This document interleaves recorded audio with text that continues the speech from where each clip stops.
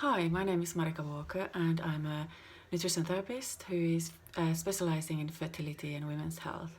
And I wanted to talk to you today about the importance of sleep, especially when you're trying to have a baby. And many of us don't really kind of link together the fact how important sleeping well is when you're trying to have a baby. But it has a big effect on our overall health, as we will all know when you wake up in the morning, and if you're tired you'll be irritable.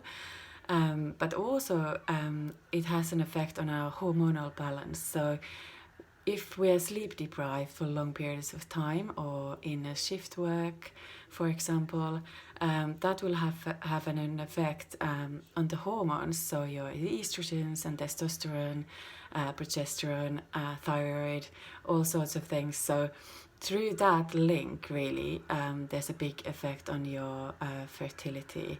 And one of the most important hormones is actually melatonin, which is the sleep hormone, but it's also an antioxidant, a big one in for our health.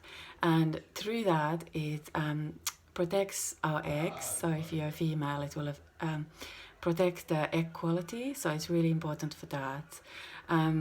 So sleep deprivation is something we really want to avoid when we are trying to get pregnant. And also, as I said, when it's affecting your overall health, it might have an effect on for example, on your cortisol levels. Then if you're sleep deprived, you're much more likely then to go and you're feeling tired and you want to next day eat all those things that you maybe shouldn't, when you're trying to be healthy. So when you're tired, you go for all the sugary stuff, and then if you keep on doing that, then it might have an effect on your weight.